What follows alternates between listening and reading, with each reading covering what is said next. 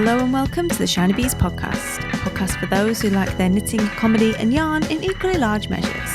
I'm your host, Jo Milmine, and this is episode 148, Stash Fit. I feel a need to laugh again with you, if that's alright. I need a drink, I need a friend, I need your help, I want to smile again. Hello, and welcome into another episode of the Shiny Bees podcast. How are you? I'm Jo, I'm your host, and this is episode 148. Today is Tuesday, the 9th of June, 2020. And in today's show, we're going to be talking about Stash Fit, in particular following on from episode 146, where I randomly declared, much to the shock of probably 50% of the listeners, that I was considering a full and complete destash. So in today's show, I've got a bit of news for you. And then I'm going to be talking about Stash Fit. Now, this was sent to me for review by my new pal then, Kate Carter Evans, who I met in Singapore through a mutual friend of ours, May, Mathmanita May, and who's absolutely lovely. And she asked me, would I like to take a look at it? And she'd just done it at that point and was busy working through it with her first group of knitters. Obviously, all of my stuff was mostly back in the UK and I was mostly in China, so it wasn't really a good opportunity for me to try the methodology, shall we say, but this seemed like the perfect time. So that's going to be what I'm going to talk about in the main section of the show. And then before that, I've got a bit of news, really, a bit of chit chat, see how you're getting on before we get into that section. So if you are a new listener, welcome. I hope you'll enjoy what you find here with us. And if you're a returning listener, as always, thank you so much for joining me. I love you and I love that you come back all the time to catch up with me. It's awesome. So get yourself your brew, get your knitting if you're doing any, and we will crack on with the show.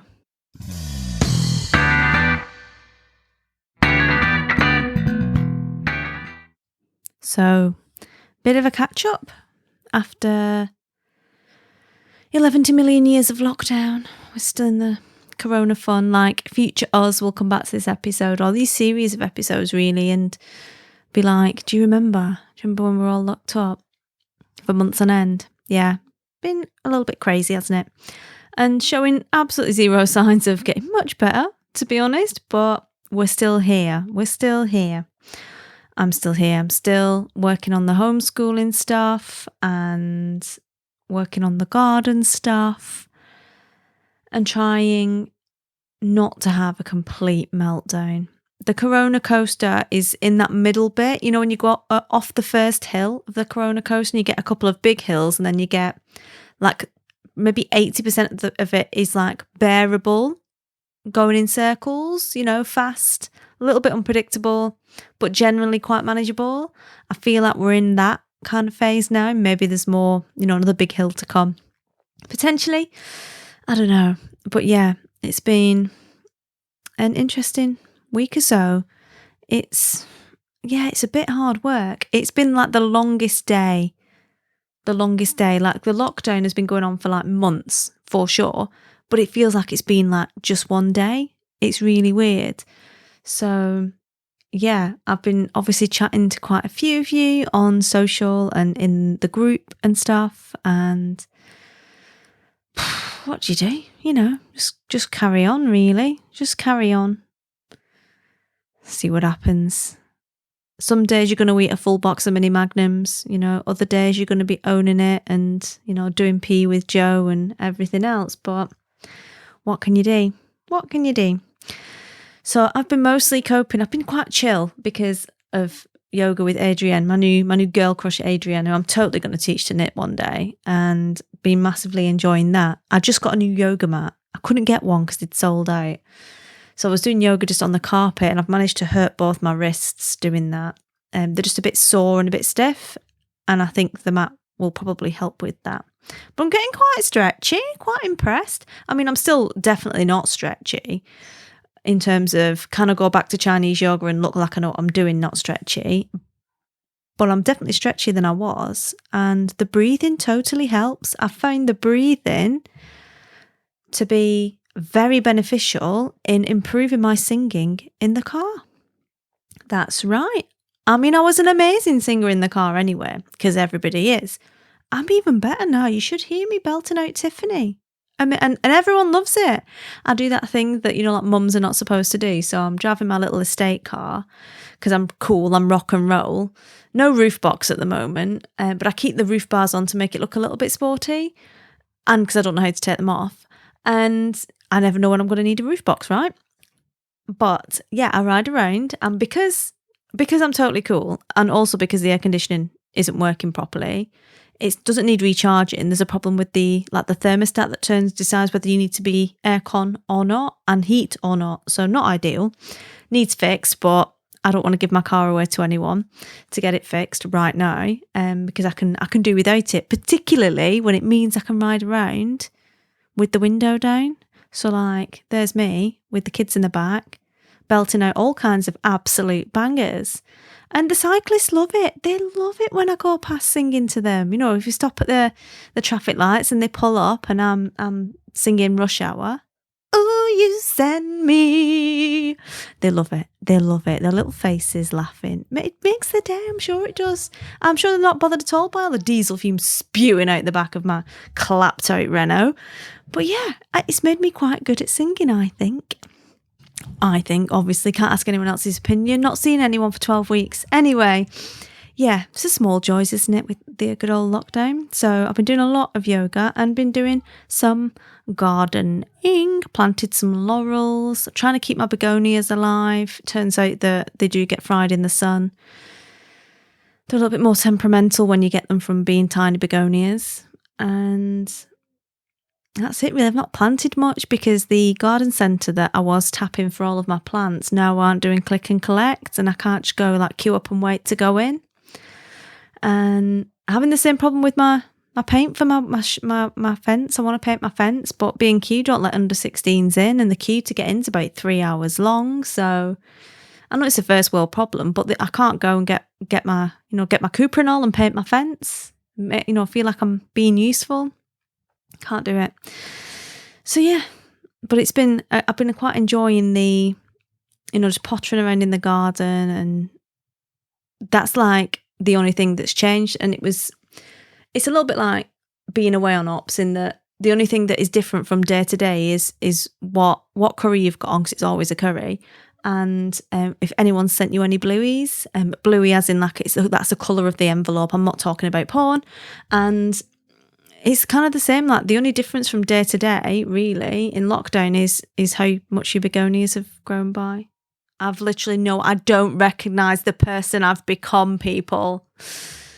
So yeah, anyway, how are you doing? How are you doing with the lockdown morbs? The morbs definitely come back when the sun goes in, I have to say, and it's been in for a few days. So I have had a few indiscretions in terms of eating mini magnums. Not a whole box, but not far off. But you know what? Who cares? Sometimes you just got to roll with it. You've got to roll with it and accept that sometimes the answer is a mini magnum. Anyway, in news, the royal we, I am doing a workshop. I know, an online workshop for my pals down at Farnham Malting. So I thought I'd let you know about it in case it's of interest to you. And it's a live online workshop, so I'll be there in person, but via the internet. And it is on the 23rd of June 2020. And for 25 of your finest English pounds, you can come and join me. I am teaching about writing content calendars and content planning for mostly for businesses, but for craft businesses in particular. Making content that helps you to sell stuff, but also knowing what you're going to be writing about, so you don't have that feeling where you're like, oh, I need to blog, but I don't know what to blog about. I need to post on social, don't know what to talk about. I've only got so much time to make a blog, and actually is the stuff I'm writing about going to help me make sales and get customers, or am I just wasting my time? Because there is a difference. And there's there's quite a bit more behind the whole what do I write than just let me think of something to write, which I've been doing with private clients for ages, and I'm doing in an online workshop there. I'll be doing my own version afterwards, so if you can't make it, don't worry, and you want to go, but you can't make it at that time or date, because it is a small group live workshop that's only limited to 8 places, so that I can get in there and help everyone who is coming to the workshop to make sure they're fully sure of what they're doing and they understand everything like it would be in a proper live workshop. But I'll be doing my own version of that afterwards and making that available to you. So that is at Farnham Maltings. I will put a hot link through my website. So if you go to shinybees.com/content plan, that will link directly to the booking page at Farnham Maltings, or you can go to Farnham Maltings directly. I'll put links for these in the show notes, which will be shinybees.com/148. Because it's a pilot project, and there are other workshops that are going to be delivered around other subjects to do with running a craft-based or arts-based business that's been put together by Ali Thistlewood of Great London Yarn Crawl, and she's the events coordinator over at Farnham Maltings these days. So it should be good. I'm looking forward to it. I've got lots of cool stuff like planner printably, cheat sheety, good stuff to talk about with that. So I'm quite excited about that. I'm looking forward to it. The other thing I am working on is my podcasting training, online training that I'm going to be doing. I'm dead excited. I'm really excited. I keep accidentally helping people to launch podcasts just by getting all excited about it and going like, oh, you could totally do that. I've got these videos lying around that I could just put into a Google Drive for you and just use those while I'm still writing my course, which I did do to one of my friends, April, who literally I gave them to on Wednesday, and by Friday her podcast was on iTunes. I was like, oh, okay, action taker, awesome. So yeah, super cool. And I've waxed lyrical about podcasting before. I think it's the most amazing medium ever. I think it's a lot better than video. It's a lot more intimate. It's a lot more freedom to do what you kind of want to do. And people have more time to listen to audio than they do the other types of media. You're not going to sit there and watch a video while you're doing the ironing necessarily. It's just, well, maybe the ironing, but not when you're riding a horse. That would be dangerous. But you can listen to a podcast when you're doing that.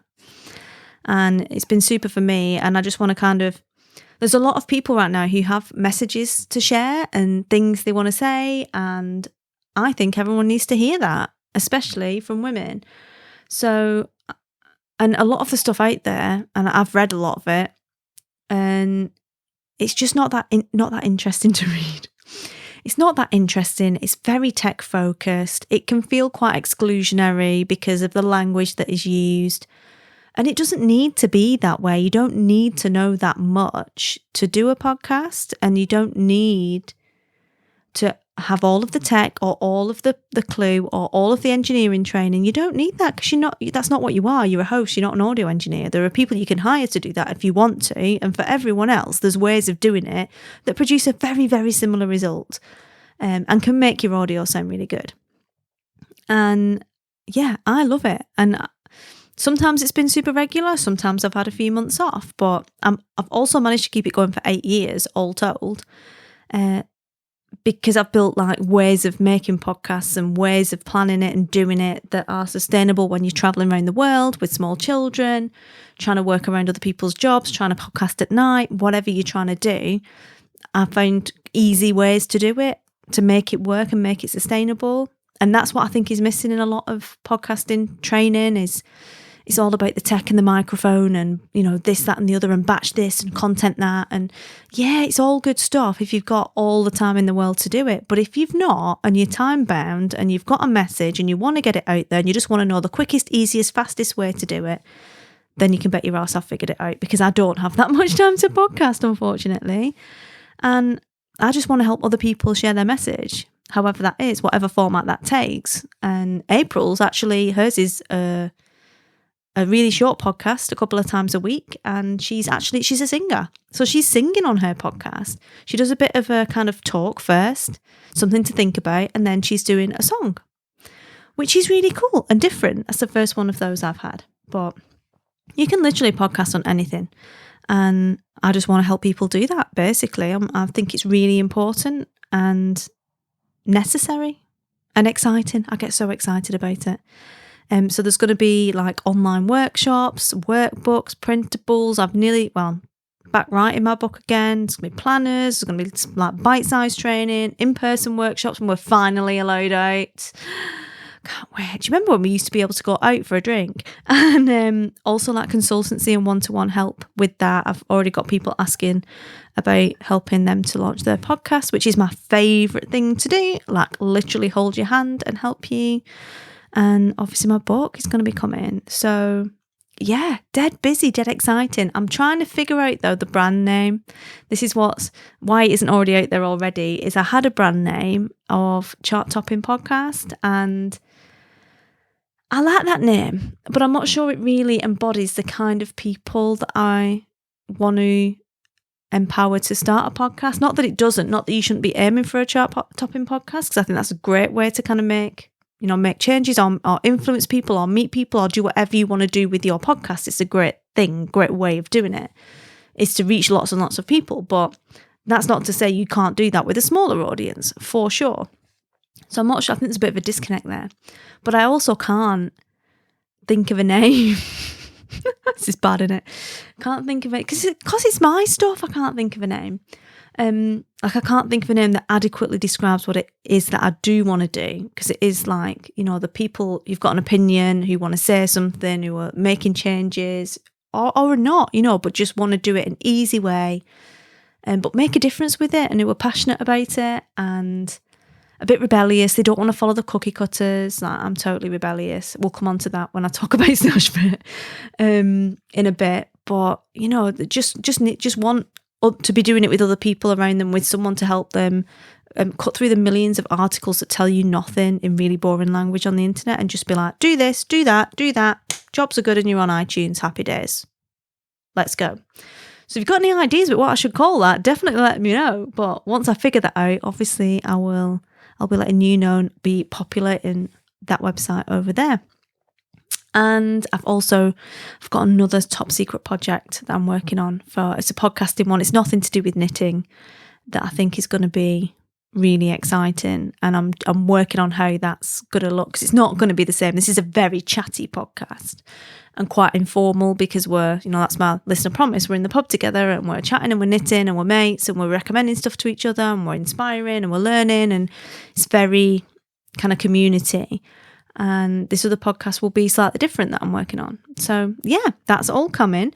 But if you want to get on my list for that, or want me to tell you about that in particular, you can go to shinybees.com/start your podcast and leave your details there. And I'll let you know when it's ready. Dead excited. Got me looking for like test readers and all that stuff. Like, excited. Anyway, focus, Joe, focus. Stop getting so excited. So in the next part, we're going to be talking about Stash Fit. It's going to be semi-review and semi kind of like rolling introspective on why I find it difficult to follow rules when it comes to anything. So let's crack into the review part.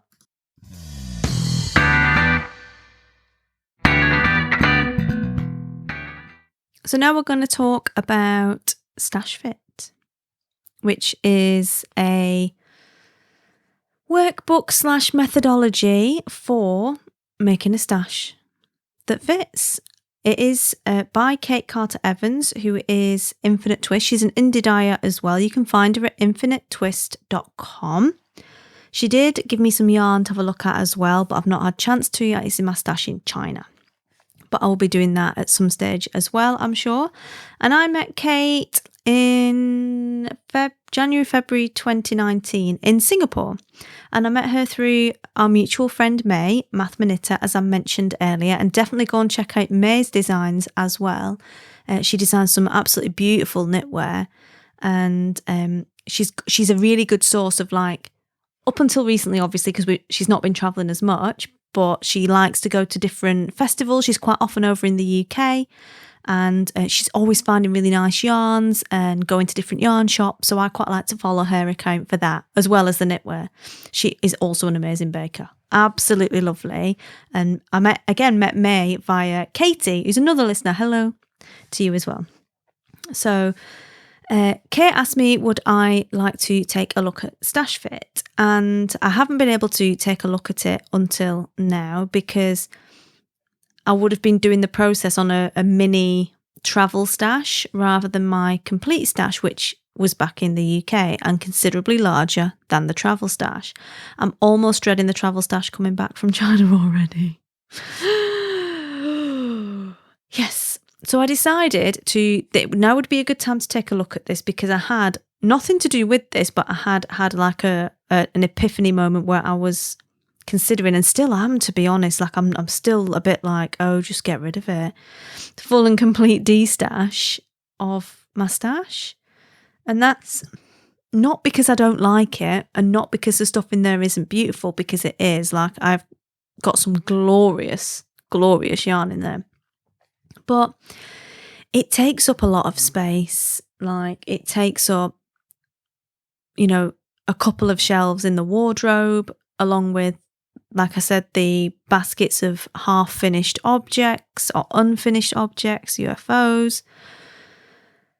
And it doesn't make me feel good. It makes me feel claustrophobic. It just makes me feel like I'm underachieving, and I don't want to feel like I'm underachieving when it comes to my stash. Like, I don't want to feel like I'm not doing the wool justice or the yarn justice by leaving it in a cupboard where nobody's going to see it. There's also some stuff in there that I just don't know if I'm ever going to use, but I keep more out of an emotional attachment to it rather than because I want it necessarily. And I just believe that yarn is potential. Like I've talked about this before, yarn is potential. So when you buy a skein of yarn, you're buying potential. Yes, you're buying art because someone's maybe hand dyed it. And even if it's commercial yarn, someone's decided that colour palette and put all that together to create that yarn for a particular reason. So you're buying art. And then you've got this potential that you can change into anything. You can combine it with another person's pattern, which is art, and then put them together, and the way you combine the pattern and the yarn is also art. And then you've got something that you can wear and enjoy and feel good about and like, or you can gift and somebody else can feel good about. But when potential, which is energy in itself, potential energy, is left in a cupboard, it's just nothing. It's just trapped energy. It's just trapped potential, which makes me feel a little bit sad. And it's also becoming more obvious, not just because lockdown has completely sped up the clock. It's very weird. I feel like we're on Nightmare or something. And who remembers Nightmare from when we were kids? When they had that clock and they only had so long to get through. It was on CITV. Completely going to be lost on the Americans, sorry. I don't think you had Nightmare, but it's bound to be on YouTube. You should watch it. It was cracking. Bit scary though. Anyway, Nightmare, like, the clock has sped up, and a lot of us, and I say us because you've told me this to be the case for you as well, have just kind of stopped knitting in lockdown. We're like, I can't knit. And a lot of us have been upset about the recent events that have been going on with Black Lives Matter and racism and processing all of that and the horrific stuff that's been happening. And also don't want to knit. Like, the knitting has stopped. And it's not all about production, but when you look back over your stash and you see that there's stuff there from like 7, 8, 9 years ago, there comes a point where you're like, dude, if you don't knit this soon, it's just going to perish. It's just going to literally rot in your cupboard if you don't knit this soon and let it see the light of day. So it causes a lot of guilt, which is not how it should be. And I'm not trying to make anybody feel guilty here at all. Like, I don't care how big your stash is. Your stash is a very personal thing. Personal to you. You decide how big it is. You decide how you feel about it. You make the judgments. Screw what anyone else thinks, right? It's up to you. And for me, like, I'm feeling that I'm just not making the most of it. And I do, this is the problem with my stash. And I used to do like little stash dives. Do you remember when Periscope was a thing? Does anyone go live on Twitter anymore? Remember when Periscope was a thing? I used to do little stash dives like on a lunchtime, go stash diving, and I'd be able to pull out like the skein and tell you the full story of the skein. In fact, I think I've talked about skein stories on here before and did a couple of them, and then just stopped because it's just pain. And I can tell you the whole story of it. I can tell you where I got it from, who I was with, blah, blah, blah, about the person that died it, everything. So it's a bit of an emotional minefield going through your stash and deciding what is and isn't there. And I just think it's a thing that should make you feel good and that you should be happy and excited about. And when you start feeling sad and guilty and negative feelings around something, particularly something that's not a person, it's like an inanimate object, that's when you need to kind of deal with it. And I was like, every time I opened the cupboard, I was sort of sighing about it. And that sounds ungrateful, and it's not ungrateful in an ungrateful way. It was more in a, how do I make the most of this way? Because I feel like I'm wasting it. So yeah, I decided to have a look and see if Kate could help with that, because the problem with D-Stash is, and you might have tried it before, I have tried it a few times with limited success, is what happens is you get the boxes out, you tip it all out on your bed or whatever, then you rearrange it all, and then you take a little stash picture, put it on Insta, and then you start sniffing it, playing around with it, the oohs and the ahs.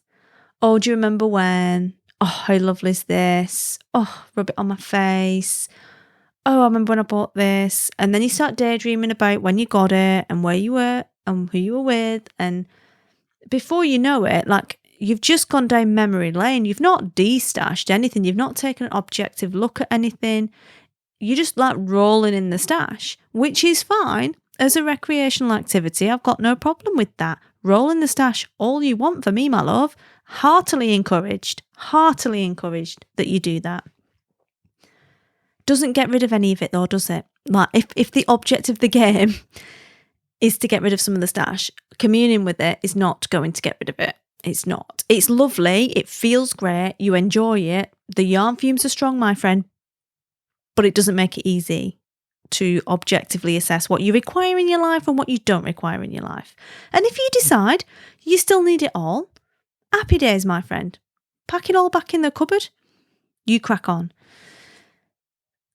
But I just feel like that approach, much ridiculed approach by my husband, because he's like, you're just so rubbish at clearing stuff out. You go to like Go Tidy and then you get your stash out and you just mess about with it, you know, and then it's even more untidy than it was before you were doing a clear out. You've just got more of it out to knit with. And he's kind of right. Much as it pains me to admit. He's a little bit right there. So I decided this time I need a different approach. Maybe I need to do something a bit more logical. Maybe I need to follow some kind of structure and system to this particular process. And I don't mind structure and system. Like, I like structure and systems. They're very good for everything. But I'm just like, dragging yourself away from the fun of sniffing the yarn and messing about with it and reducing that to a cold, hard system, it just doesn't work that well for me, because I do love the yarn. And it just feels like a very creative process, and it sterilises it to reduce it to just a system. But I think it might be necessary, because ultimately, if I don't do something different, I'm going to end up with the same thing I've always ended up with, right? Hence my idea to just don't get it out, right? If getting it out causes problems with getting rid of it, just don't get it out. Just don't get it out and get rid of it. Just get it out. Just send it away. Don't even play with it. And I'm still considering that. However, Stash Fit is where it comes in. So I'm going to talk you through the different sections in this. Kate has studied this with a test group of knitters and come up with some really interesting facts and figures and ideas about things. She's also at pains, like me, to say to you, dude, you make what you want. You stash what you want. A stash is a personal thing. It's no criticism. There are no rights and wrongs when it comes to stash. You make it what you want. But if you are finding that you are not enjoying the stash, this is a way that you could approach slimming it down a little bit, if you like. And she also heartily discourages yarn diets because they're not productive. I don't believe they're very productive at all. I think it makes you worse. In the same way that an ordinary diet makes you just crave McDonald's or whatever. I've never craved McDonald's personally, but curry, definitely. Depriving yourself only makes it worse. It just makes you obsess over it. So anyway, let me read you some different bits and pieces from the actual doc and some things that I think are pretty good, and we can talk about it a little bit more. So from the introduction, I will read you a couple of things out. So she says, it's a fact of knitting life to have more yarn than you're actually using at any given moment. And I'm going to start off by saying that's 100% okay. I agree, Kate. Almost everybody in the developed world has more clothes than they can wear at any one time, and nobody bats an eyelash. Billie Eilish. Eyelash, even. I've not anymore. I skimmed a load of them into my skip last week. Did really well with the clothes, not so well with the yarn. The bad news is that many of us feel guilty or distressed when we think about our stash. We choose to turn down knitting projects that we're excited about, projects that might actually bring us joy, in the interest of, inverted commas, knitting down the stash, or sticking with the dreaded, inverted commas, yarn diet. If the presence of stashed yarn in our lives keeps us from knitting the things we want to knit, it's a hindrance, not a resource. Agreed. Also, quantity does not necessarily equal utility. This is a really good one, because how many of us have got 50 million single skeins of 4-ply or sock weight yarn? You can have a mountain of stashed yarn and still not have the yarn you need or want. It can be difficult to justify buying the yarn that you need or want when you're facing down an overflowing yarn closet or a storage box stuffed so full its lids won't close. Depending on the state of your stash, it can be really hard to find the yarn you're looking for, despite being pretty sure it's in there somewhere. Between you and the yarn you're hunting for, there's who knows how much, why haven't you knitted me yet, guilt-inducing yarn. In a nutshell, stash becomes a problem when it stands between you and your excitement. Right? Anyone just saying, yeah, that's totally me. I was like, how does she know? How does she know that's what's happening? So she's designed a program to help. It's like 38 pages long. It's a workbook, and it's got all of the, you print it out, it's a printable, and you work through all of the different parts of it. So the exercise in the workbook will help you, from Kate, discern the kinds of projects that make you happiest, figure out how much yarn you'll use in a year, capture and prepare to knit the projects you're dreaming of. I don't think I'm going to do this one, but you can. It helps you with this. Organise the yarn you already have and love into ready-to-knit kits. Oh, I hate the idea of bagging them into kits. It's a massive mental block for me. And make your own pocket-sized yarn album to use as a guide to manage and develop your stash to deliver maximum knitting happiness. Now, that is a particular section I'm very interested in, because I don't know about you, but I'm very squish-led when it comes to acquiring yarn, especially at knitting shows. Do you remember when we used to go to knitting shows? And it can be very squish-led and very personality-led and very emotionally led, and I don't necessarily think about what I'm going to make with something, because obviously I'm going to make something with it someday. Like, I am a creative genius, like I'm sure I'll figure it out, and there's nothing wrong with that approach at all. But maybe if you've got some guidelines, if you struggle from over acquiring, and you have some guidelines about the stuff you actually need, that would make it easier for you to make more fruitful, productive, sensible choices when it comes to buying your yarn, so you don't get home and think, I've bought all this yarn, but actually I ain't got what I needed. So I'm quite excited by that particular section. Now, she also insists that you read and fill out the whole workbook before you get the stash out, which I think is going to be quite hard, because all this talking about stash, it's like talking about curry. It makes me want one, so it's going to be difficult. But if you get out the stash before you do the whole workbook, you're just going to mess about in the stash. Like, if you do what you've always done, you're going to get what you've always got, aren't you? So you've got to be a little bit more brutal. So she said Also, when it comes to weeding out your yarn, it should be easy. But, and I was talking about this earlier and I definitely agree, the stash often has an outsized hold over you, and it's usually a combination of three things. 1, seeing untapped potential. I might make something with this someday. 2, financial guilt. I paid a lot of money for this yarn, I better use it. And 3, emotional attachment, i.e. this yarn came from the Fibre Festival where I had such a good time. So it's not easy to just let go of it. It's not just stuff, you know.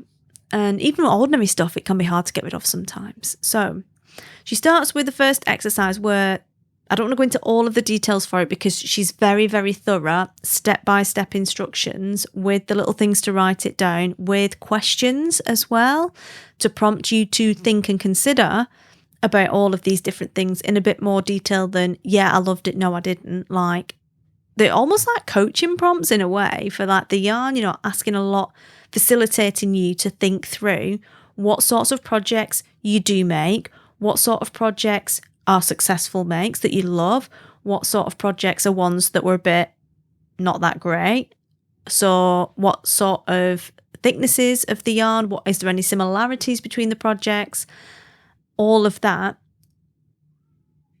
And you rate your projects that you've done recently, which obviously it's reflection, right? So it gives you an opportunity to reflect on what you're actually doing instead of what you think you're doing, because they can be two different things. Definitely can be. You can say like one thing, like red's my favourite colour, but I've mostly been knitting with blue this year, and I wear a lot of blue. I do wear red, but I wear a lot of blue. But I've also got orange, a lot of orange in my stash, just because it's a pretty colour in the skein, not because I necessarily wear it. So this is a really great exercise for that. And she literally takes you through step by step. You even have like a list of materials, so there's no excuse for getting distracted. She tells you exactly what you need before you even sit down, so you can go through everything.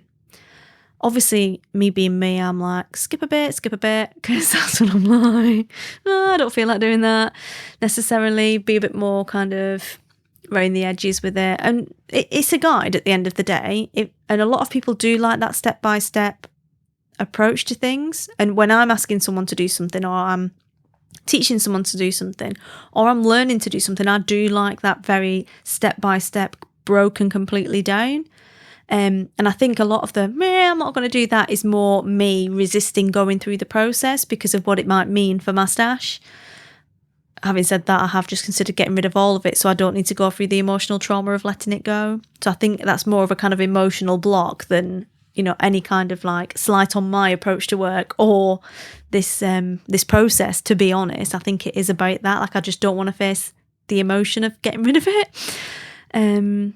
You wouldn't think I was emotional about stuff, but I am a little bit. I get dead attached. I'm very nostalgic, massively nostalgic. So she takes you through the tops and flops of your recent knitted objects and really digs down into what was it that made it a top, what was it that made it a flop, you know, were there any knitting memories, all of that kind of thing. And she gives some like prompts around spotting like links between things that you maybe won't necessarily spot, and an area even to look at like what surprised you, because you might find when you look back over something that it surprised you, like you would maybe you think you like knitting socks but you didn't knit any socks that year, or you only knitted a certain type of sock, or you didn't think you liked beaded knitting but you've done 20 beaded projects, you know, just to help you figure out when you go to the stash what is a suitable material and what isn't. And the next one, and I think this one is brilliant, makes me a little bit nervous to do it, is what and how much you've knit in a year. Like, I think I knit loads of stuff, and then I look how long I've been doing things, and I'm like, I've knitted about like 10 yards, and I think I've like made 80 things. They're just not the same thing, which is really interesting, because obviously when you knit through things, it moves out of stash and moves into wardrobe. And then there's space for acquisition. If you just acquire and you don't move skeins from the stash into wardrobe, then it's just stash bulging. It's not moving. the wool along its natural trajectory. So if you know how much you knit in a year, you know how much you can acquire in a year, potentially. Again, when I'm getting my stash rate to destash, I just never think about it, because I'm just like, oh, I'll get you some. What I particularly like as well is that the number of prompts that are in here, just to, it's not just a case of write down the number, move on. There's actually like questions, and she actively encourages you to be like, have a think about this. Ask yourself this. How do you feel about this? If it's good, happy days. If you feel overwhelmed, let's just adjust this. So it's very personalised to you as well. And obviously there's no one like looking over your shoulder. You can put whatever numbers you want in here. You don't have to feel bad. It just is a real kind of tool for you to figure out what you should do. So then she talks about an ideal stash size. Now, this is based on some actual like science of, that her test group, she tested it with them and how much they test and how much they knit, rather, not their test, how much they knit. And she kind of worked it all down to a recommended, like, rule of thumb for stash. And mine is woefully in excess of this, probably 20 to 30 times bigger than this, I reckon, once I actually get confess the numbers. And she's not talking about volumetric size, because stash, isn't it? 4-ply doesn't take up as much space as bulky, and bulky knits faster than 4-ply. So you might find that your bulky stash is enormous if that's what you're knitting with, but time-wise, it is less. And time is a thing that, you knit at the same speed. It's just bigger things grow faster because they're on a bigger needle, but you knit at the same speed pretty much, no matter what yarn you're knitting. The stitches go at roughly the same speed. It's just the size of the yarn and the needle that make the difference to how fast something goes. So, yeah, she says the ideal stash should contain 2 years worth of yarn or less. I know. And what she means by that is, like, if you have half stash and half new yarn, the average stash cycle should be like 4 years, based on like how often you move and what colour changes and trend changes and things like that. From all of her surveys, she found that 4 year stash cycle is good. So you want your stash to be 2 years of less or less, 2 years worth of yarn or less. So you've got 2 years of space basically to buy new stuff. Now, obviously, 2 years worth time is different for everyone, depending on how much you knit and how often and what you work with and all that kind of stuff. So yeah, I know. I find that pretty groundbreaking. Mine's definitely bigger than that. Good grief. It's like 20 years. I'm a bit like, I either need to dedicate more time to knitting or have less yarn. There's just no two ways about it. After that, she looks at planning what you're thinking about knitting over the next sort of year or so, and literally doing all of the maths for that. Again, just not something I've ever really done, but it makes tons of sense, especially there's like patterns that you've wanted to knit for ages. And you still definitely want to knit them, but they don't necessarily float to the top of the I want to knit this right now page or part of your brain when you're looking at casting something else new on. Quite often we get distracted by whatever's trendy or whatever everyone else is knitting at the time. Potentially if it's like a knit along or whatever. Or the old faithfuls, like I've done so many Lush cardigans and I've got the yarn for about 3 more and I love that pattern. I love wearing it. I love knitting it. I love the yarn. And it doesn't always come up as the first choice when it comes to casting something else on. So this is quite a useful sort of exercise to kind of focus the mind on what you're actually doing. Then she talks about getting rid of yarn. And again, in this section, there's some really, really good points, like when to sell it, when to just gift it, when to ask someone else to knit it for you, because there are options for getting someone else to knit the yarn for you even. So you end up with the finished object. You move it from stash to wardrobe without having to do the work yourself necessarily. Now, obviously, a lot of yarn is quite expensive and you spent the money on it and you might want to get that back. But she also has like a procedure to go through to figure out if that's even worth your time and the faff of, photographing it, uploading it, whatever. It can depend, sometimes you just want it gone. Sometimes you want the money. A lot of people destash because they need money for a quick thing or whatever. But in this case, if you just want to let some of it go to free the space and free the mind, then maybe you won't bother selling it necessarily. But there are loads and loads of tips for actually like stopping the yarn from coming back into your stash, which I'm not going to obviously go through all of it here because it's all in Stash Fit itself. But what I did like, one particular suggestion is have a plan for how you're going to dispose of what doesn't sell. So quite often you're like, well, I'll just put it on Insta or I'll destash it on Ravelry and that'll be fine. But it doesn't necessarily sell straight away and then it sits there. And what happens when it sits there? Sneaks its way back into the stash party, baby. So like have a deadline where you say anything that's not sold by then, I will do this with it. So it's definitely gone, which is good. And loads of tips for actually getting, once you've selected, which is a hard thing to do in the first place, what you are going to get rid of, like a buddy to make sure you get rid of it. Because I've got yarn, I'm halfway through photographing it, I've put some of it on social, people have even asked me for it, not charged them for the money or posted it yet. It's been sat there since before lockdown even started. It's 12 weeks now. It's crazy, right? Crazy. You need a deadline for this stuff. I need a deadline for this stuff. I'm not saying that to you, I'm saying it to me. Which is cool. Like, I really like all of the scaffolding that's been introduced to this procedure to help you actually get it done. She clearly understands the mentality of the destash or the destasher and the stasher, like how you got this, having a stash in the first place, and puts things in place so you can actually follow through with it, which is really good. It's one thing saying you need to do this, the what. It's something else like how do you do it? How do you make sure you go through with it? How do you make sure you don't slip back? How do you make progress? The how is often missing with things like this, but in this it's not, and there's actually like supporting things you can put in place to make sure you go through with it. Then you move on to making the kits, which makes loads of sense. I've just always rallied against it. I feel like the yarn needs to commune together like one big party, not just separately in little bags, but it does make it easier to not get distracted.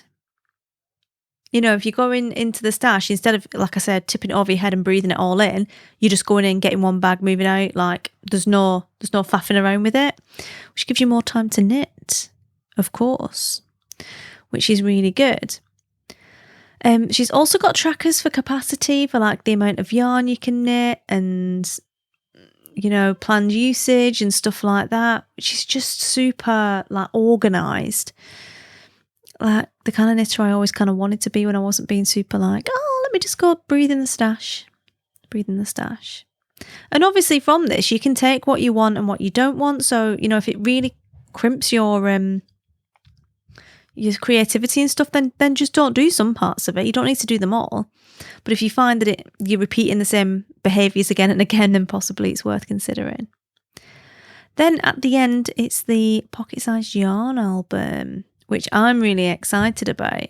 So the purpose of the yarn album, and it can be a paper one, there's a template for the paper one, of course there is, or it can be a electronic version, is that you can have that with you. So you've got your kits that you've already made up that you're really excited about in the album. So you can use that to decide, what you're going to be working on and whether the purchases you're considering are going to match up to the reality of the super exciting kits that you've already got made. And a lot of people do make, if you go into a show, they'll make lists of what they want to buy and stuff like that. But I think this can be a good reminder of what you already have, because when you get the scent and you want to buy something and you're excited about it, sometimes you forget the practicalities and then you get home and think, oh, what am I going to do with this? Like, it was dead cute there, but don't know what I'm going to knit with this. I'm allergic to yak anyway. I'm not allergic to yak, but you know what I mean. So after you've done the kits and stuff, then it comes to like sorting out all of the other bits of yarn, and she has different boxes to sort everything into. Again, everything is systemized so that once you've done it, once you've done this project, this process rather, once it's done, and it should hopefully mean that you don't make the same mistakes again when it comes to acquiring the yarn. So yeah, there are a lot of things to work on in here, and it's comes with an appendix as well. So the appendix has got everything that you need to complete the program, and like a planner for selling your yarn, and all of these different printables that you can use to get the most out of this document, really, this process. So I think it's really cool. It's definitely challenging my usual way of doing things when it comes to the yarn. Like, I love a step-by-step procedure like this, an operating procedure in anything else, but the yarn is an emotional beast. And I find it difficult, I think, because of my own emotional attachment to the yarn and the memories, particularly with the yarn, rather than the wool itself or yarn fibre itself. Which is why I'm kind of like, I don't want to do that. I don't want to do that, because I'm just reacting at the moment to being prodded a little bit about it. And probably why I just want to get rid of the whole thing and start again, so I don't have to face the memories. But if you are the kind of person that like, you washi tape warriors, you ones who love your Bujos, you're like all over the planner, yeah, let's do it. Like writing stuff down more than you like doing it. I think you'll love this. Like, if you like a printable, this is a really, really nice printable with an actual method and everything else to go with it. So it is $10 only to buy, which is like half a skein of yarn. And considering it can stop you like spending on unuseful yarn, and it helps you to make the most out of your yarn, I think that's a pretty good price point, because you can come back to this process again and again whenever you do a destash, or think about reorganising your stash. In that cycle that she talks about, that 4-year cycle, you can just bring this back up again and do it again. You can also get together with some mates and do it potentially. That doesn't mean just swap all your yarn with each other, by the way. It means that you all get rid of it. But you know what I mean? Like, it would be a good exercise to have a buddy do it with you, so you can kind of keep each other accountable to the necessary pruning that needs to go on. So like I said, definitely one that's worth checking out. I'll put a link to it in the show notes where you can find it on her website. It is Kate Carter Evans. She's infinitewist.com. I will have the link to this in my show notes, which is shinybees.com/148. So you can find everything that I've talked about, links to all of the things over there. So that's all I've got time for this week. I hope you've enjoyed the show and some thoughts about Stash Fit and my multiple added thoughts going along with that. I'm sure like a psychologist would have a field day with whatever I've said during this, but whatevs. Hashtag week 12 of lockdown. So yeah, I'm interested. If you've done this already, if you've done Stash Fit already, then definitely let me know. And if you're considering it, then tell me. We could even make a little group in Ravelry or Facebook or whatever, and all work together on it potentially. Like I said, I've not decided what will befall the stash. I'm literally too scared to open the cupboard at this stage. Definitely in a bit of a stasis moment with all of it. After my initial success with the skip went very well. The yarn cupboard is less well, but yeah, more about that next time. Anyway, I hope you will have a lovely week. Happy crafting, take care, and I will speak to you all again soon. Cheers!